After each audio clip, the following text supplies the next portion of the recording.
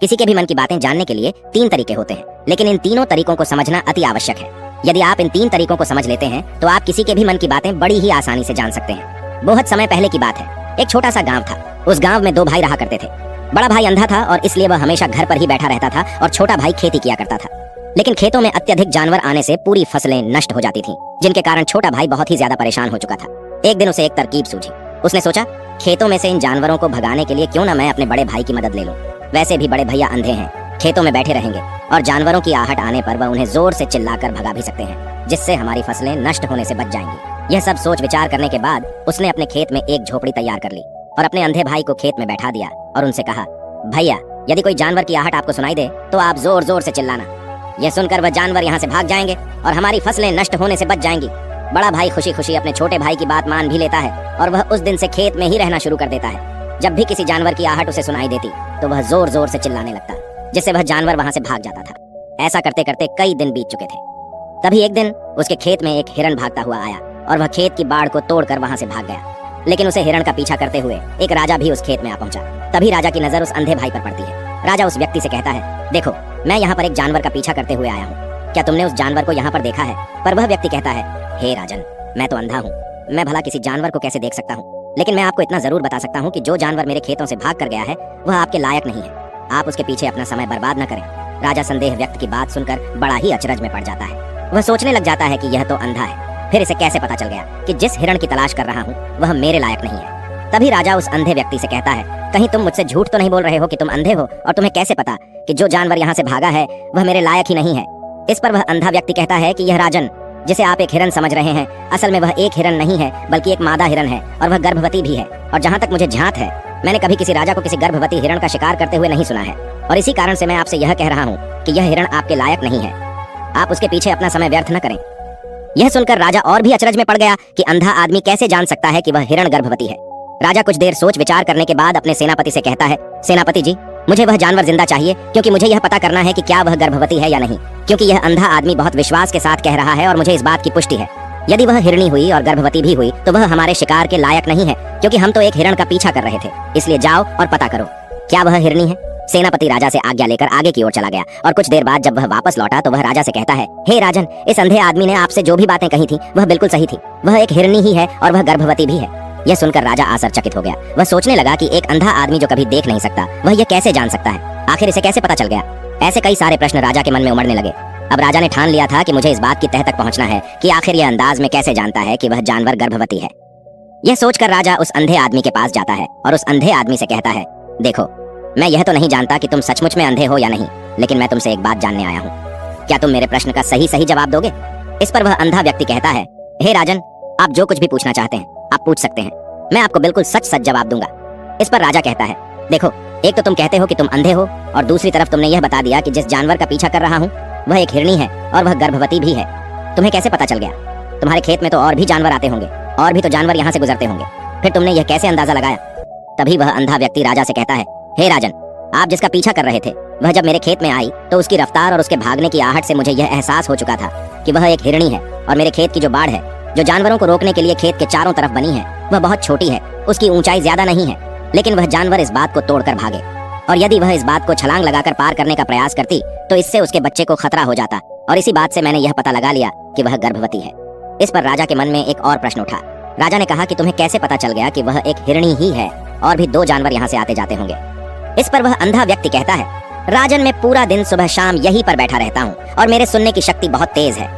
मैं भांप सकता हूँ कि कौन सा जानवर मेरे खेत में आया है और उसी के आधार पर मैं जोर जोर से चिल्लाता हूँ ताकि वह मेरे खेत से भाग जाए और मेरे खेत की फसलें नष्ट होने से बच जाएं। राजा उस अंधे आदमी का यह जवाब सुनकर पूरी तरह से संतुष्ट हो चुका था। वह मन ही मन सोच रहा था कि आदमी भले ही अंधा है लेकिन यह तो बड़ा ज्ञानी मालूम पड़ता है, इस आदमी से कुछ न कुछ तो काम निकलवाना ही चाहिए। यह विचार लिए राजा वहाँ से वापस अपने महल की ओर लौट जाता है। कुछ दिनों के बाद राजा अपने सेनापति को आदेश देता है कि जाओ और उस अंधे व्यक्ति को महल लेकर आओ। सेनापति अपने राजा की आज्ञा का पालन करता है। वह तुरंत ही उस अंधे आदमी के पास पहुंचता है और उस अंधे आदमी को राजमहल चलने के लिए कहता है। अंधा व्यक्ति बड़ा ही चालाक था। वह समझ चुका था कि राजा जरूर मुझे कुछ न कुछ काम सौंपने वाले हैं और वह काम मुझे मुसीबत में डाल सकता है, लेकिन फिर भी वह सेनापति की बात मान ली और सेनापति के साथ राजमहल पहुंच गया। राजमहल पहुंचते ही राजा उस अंधे व्यक्ति से कहता है, आप तो बड़े ज्ञानी हैं, आपको किसी भी बात का पता बड़ी आसानी से चल जाता है। आज मैंने आपको यहाँ इसलिए बुलाया है क्योंकि मैं आपसे यह जानना चाहता हूँ कि मेरी पत्नी पतिव्रता है या नहीं। इस पर वह अंधा व्यक्ति कहता है, हे राजन, यह कैसा प्रश्न हुआ। इस पर राजा कहता है, मैंने बिल्कुल उचित प्रश्न किया है, मुझे इस प्रश्न का उत्तर दीजिए। इस पर वह अंधा व्यक्ति कहता है, हे राजन, ये सारी बातें जाने दीजिए। आपकी शादी को इतने साल बीत चुके हैं और अब आप यह बात क्यों जानना चाहते हैं? आपके मन में ऐसे प्रश्न क्यों उठ रहे हैं? इस पर राजा जिद करते हुए कहता है, आपको मुझे इस प्रश्न का उत्तर जरूर देना होगा। यदि आप मुझे इस प्रश्न का उत्तर नहीं देंगे तो मैं आपको मृत्यु दंड दे दूंगा। राजा के मुंह से यह बात सुनकर वह अंधा व्यक्ति कहता है राजन, यदि आप इस प्रश्न का उत्तर जानना चाहते हैं तो इसके लिए आपको मेरा एक काम करना होगा। राजा कहता है, बोलो मुझे क्या काम करना होगा। इस पर वह कहता है, इसके लिए आपको अपनी पत्नी को मेरे साथ कमरे में अकेले छोड़ना होगा। उस अंधे व्यक्ति की यह बात सुनकर राजा पहले तो क्रोधित हो जाता है, लेकिन फिर कुछ सोच विचार करने के बाद वह उस अंधे व्यक्ति की बात मान लेता है और अपने सेनापति को आदेश देता है, सेनापति जी, इस व्यक्ति को और मेरी पत्नी को एक कमरे में कुछ देर के लिए अकेला छोड़ दें। सेनापति बिल्कुल वैसा ही करता है। अब राजा की पत्नी और वह आदमी एक कमरे में बंद हो चुके थे। तभी आदमी राजा की पत्नी से कहता है, रानी, मैं आपको छूना चाहता हूँ। इस बात पर रानी अत्यधिक क्रोधित हो जाती है और उस अंधे व्यक्ति को पकड़ पकड़ कर पीटने लगती है, कभी हाथों से तो कभी लातों से तो कभी पटक पटक कर। इस तरह उसने अंधे आदमी की बहुत पिटाई की। उसके बाद किसी तरह से वह अंधा आदमी अपनी जान बचाकर वहां से भाग निकलता है और राजा के पास पहुंचता है और राजा से कहता है, हे राजन, आपकी पत्नी पतिव्रता नहीं है। यह बात सुनकर राजा अत्यधिक क्रोधित हो उठता है और राजा अपनी तलवार म्यान से निकालकर सीधा अपनी पत्नी की ओर जाता है। क्रोधित होकर वह अपनी रानी से कहता है, रानी जी, आज मैं जो भी सवाल आपसे करने वाला हूँ उसका मुझे सच सच जवाब दीजिएगा, और यदि आपने एक शब्द भी छोटा कहा तो मैं आपका सर अभी आपके धड़ से अलग कर दूंगा। आगे राजा कहता है, मुझे बताइए, आप पतिव्रता हैं या नहीं। इस बार रानी कहती है, हे राजन, आप भले मुझे जान से मरवा दें, लेकिन आज मैं सच बोलूंगी, मैं पतिव्रता नहीं हूँ। राजा ये बात सुनकर बहुत ही दुखी और निराश हो जाता है। उस अंधे आदमी ने जो भी कहा था वह बिल्कुल सच कहा था। ये बात सुनकर तुरंत ही राजा उस अंधे आदमी के पास पहुंचता है और आकर उस अंधे आदमी से कहता है, तुम्हें कैसे पता चला कि मेरी पत्नी पतिव्रता नहीं है। अंधा आदमी कहता है, हे राजन, बड़ी सीधी सी बात है, मैंने तो आपकी पत्नी से बस इतना ही कहा था कि मुझे आपको छूना है। और इस बात पर वह इतना क्रोधित उठी कि उन्होंने गुस्से में आकर मुझे लात घूंसों से पीटना शुरू कर, और भला कोई औरत किसी और मर्द को कैसे छू सकती है। लेकिन उन्होंने ना आप देखा ना ताब, बस लात घूंसों से मुझ पर बरसना शुरू कर दी। और एक पतिव्रता नारी कभी भी पराये मर्द को नहीं छूती। जब मैंने उनसे छूने के लिए कहा था तो वह उस वक्त मुझे मना कर सकती थी, लेकिन उन्होंने तो मुझे पीटना शुरू कर दिया और देखते ही देखते उन्होंने मेरे पूरे शरीर को छू लिया। अब आप ही बताइए, ऐसी स्त्री भला पतिव्रता कैसे हो सकती है। इस बात पर राजा कहता है, तुम तो बड़े ज्ञानी मालूम पड़ते हो, तुम्हारी बात बिल्कुल सही है। चलो तुम मेरे एक और प्रश्न का जवाब दो। तुमने मुझे इस प्रश्न का सही जवाब दे दिया तो मैं तुम्हें यहाँ से जाने दूंगा। राजा उस अंधे आदमी से कहता है कि तुम मुझे बताओ, क्या मैं सच में अपने पिताजी का ही बेटा हूँ या फिर किसी और का। इस पर अंधा आदमी कहता है, हे राजन, इस बात से आपको क्या लेना देना, आप किसी की भी औलाद हो, आखिर आप इस राज्य के राजा ही, इसलिए इस प्रश्न को जाने दीजिए। राजा कहता है, नहीं नहीं, मुझे इस प्रश्न का सही जवाब चाहिए, अन्यथा यह प्रश्न मुझे बहुत परेशान करता रहेगा, इसलिए मैं इसका सही सही जवाब आपसे जानना चाहता हूँ। यदि तुम इसका सही सही जवाब दे देते हो तो तुम यहाँ से जा सकते हो। इस पर वह आदमी कहता है, इसके लिए तो मुझे आपकी माँ के पास भी जाने की आवश्यकता नहीं है। मैं आपको अभी भी यह बता सकता हूँ कि आप किसकी औलाद हैं, लेकिन उससे पहले मैं चाहता हूँ कि आप मुझसे वादा करें कि आप मुझ पर क्रोध नहीं करेंगे। राजा ने कहा, मैं तुमसे वादा करता हूँ, मैं तुम पर क्रोध नहीं करूंगा। उसके बाद वह अंधा आदमी राजा से कहता है, राजन राजन, आप तो अपने ही पिता के पुत्र, लेकिन आप पर एक कंजूस सेठ की छाया पड़ी हुई है। यह सुनकर राजा बहुत ही क्रोधित हो उठा और वह तुरंत तलवार निकालकर अपनी माँ के पास पहुंच जाता है। वहां पर पहुंचने के बाद अपनी माँ से कहता है, माँ मुझे सच सच बताइए, क्या मैं अपने ही पिता का पुत्र हूँ या नहीं। यदि आपने मुझे सही सही नहीं बताया तो मैं यहीं पर प्राण त्याग दूंगा। मुझे बताओ क्या सच है। इस पर उस राजा की माँ कहती है, बेटा तू है तो अपने ही पिता का पुत्र, लेकिन तुम्हारे ऊपर एक कंजूस सेठ की छाया पड़ी हुई है। जब मैं एक बार नहाने के बाद अपना मुंह आईने में देख रही थी, तभी उस कांच के पीछे मुझे एक कंजूस सेठ नजर आता है और उसी की छाया तुम पर पड़ चुकी है। यह सुनते ही राजा और भी ज्यादा अचरज में पड़ जाता है और वह तुरंत दौड़ा दौड़ा वापस उस अंधे आदमी के पास पहुंचता है और उस अंधे आदमी से कहता है, तुम्हें कैसे पता चला कि मुझ पर एक कंजूस सेठ की छाया पड़ी हुई है। इस पर अंधा आदमी कहता है, राजन, आपने मुझसे कई सारे सवाल पूछे जिनका जवाब भी मैंने आपको सही से दिया। यदि कोई और राजा होता तो मुझे उसके बदले ढेर सारे इनाम दिया होता, लेकिन अब तक आपने मुझे एक फूटी कौड़ी भी नहीं दी। इस बात से मैंने अंदाजा लगा लिया था कि आप बहुत कंजूस हैं। यह बात सुनकर राजा जोर जोर से हंसने लगा और कहता है कि आप जो भी मांगे तो मैं आपको अवश्य दूंगा, लेकिन मुझे यह बात बताओ कि तुम्हें कैसे पता चल जाता है कि कौन सी बात सही है और कौन सी बात गलत। तुम किसी की बात का इतना सटीक और सही जवाब कैसे दे पाते हो। इस पर वह अंदाज में कहता है कि हे राजन, मैं तो वैसे ही अंधा हूँ, मेरी आंखें होती तो मैं किसी की भी मन की बातें बड़ी सरलता से जान लेता।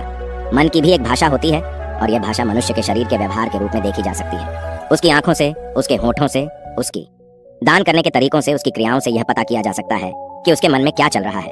उसके आधार पर हम किसी के भी मन की बातें जान सकते हैं, लेकिन मैं तो जन्म से ही अंदाज हूँ, मैं देख नहीं सकता, इसलिए मैं क्रियाओं से देखता हूँ। यदि मुझे कोई बात जाननी होती है तो अगले आदमी को मुझे कुछ काम देना पड़ता है, जिस पर वह व्यक्ति किस तरीके से उस काम को करता है, उसके आधार पर ही मैं यह पता लगा पाता हूँ कि आखिर उसके मन में क्या चल रहा है। तभी वह राजा कहता है, तो इसका अर्थ यह हुआ कि मैं भी किसी के भी मन की बातें जान सकता हूँ। इस पर वह अंधा आदमी कहता है कि हे राजन, अवश्य किंतु उससे पहले आपको अपने ऊपर काम करना होगा और वह अपने मन को शांत करना, अपने मन को वर्तमान में लाना, जिसके लिए मैं आज आपको 3 तरीके बताने वाला हूँ। और ये तीनों ही तरीके बड़े ही आसान हैं और सरल हैं। किंतु हे राजन, उससे पहले आपको एक काम करना होगा, अपने मन को एकाग्र करना होगा। जब हम अपने मन को एकाग्र करते हैं, अपने मन को वर्तमान में लाते हैं, तो हम दूसरे के मन की बातें जान सकते हैं, क्योंकि वह आदमी अभी भी अपने मन में वर्तमान में ही सोच रहा है और हमारे मन को वर्तमान में ही लाना होगा, तभी हम उसके मन की बातें जान सकते हैं। यदि हम अतीत में हुई घटनाओं के बारे में सोच रहे होंगे, तो जो अगला आदमी में सोच रहा है, वर्तमान में अपनी मन में बात कर रहा है, वह हम कैसे जान पाएंगे, क्योंकि हम तो अतीत की घटनाओं में डूबे हुए हैं। इसलिए किसी के भी मन की बातें जानने के लिए सबसे पहले हमें अपने मन को एकाग्र करना होगा, उसे वर्तमान में लाना होगा। फिर वह अंधा व्यक्ति राजा से कहता है, हे राजन, जो 3 तरीके मैं आपको बताने वाला हूँ, इन 3 तरीकों से आप बड़ी आसानी से किसी के भी मन की बातें जान सकते हैं। यह राजा, जो सबसे पहला तरीका है, वह आंखों पर ध्यान देना। किसी व्यक्ति से बात करते हुए उसकी आंखों में देखना, उसकी आंखों पर ध्यान देना ज्यादा जरूरी है, क्योंकि आंखें बोलती नहीं और बहुत कुछ कह जाती हैं। यदि हम किसी व्यक्ति की आंखों को, इशारों को समझना सीख जाएं, तो हम यह जान पाएंगे कि व्यक्ति के दिमाग में क्या चल रहा है, वह क्या सोच रहा है और अभी वह क्या करने वाला है। मेरे पास आंखें नहीं हैं, लेकिन मैंने अपने गुरु से यह विद्या सीखी है, क्योंकि बहुत साल पहले मेरे पास आंखें थीं और मैं उस वक्त लोगों के मन की बातें केवल आंखों में ही देखकर जान लेता था। इसलिए यदि आप भी दूसरों की बातें जानना चाहते हैं, तो आपको भी उनकी आंखों पर गौर करना होगा, जैसे कि वह कब और कहां किधर देख रहे हैं। वह आंखों को इधर उधर घुमा रहे हैं या फिर उसकी आंखें खुश नजर आ रही हैं, और फिर आंखों में कहीं निराशा तो नहीं है, जैसा कि एक चोर होता है। उसकी आंखों में जब हम देखते हैं, तो हमें यह पता चलता है कि अगला आदमी ने कोई गलती की है। ठीक उसी प्रकार जब हम किसी चालाक व्यक्ति की आंखों में देखते हैं, तो आपको पता चलेगा कि उसकी आंखों में चालाकी होती है।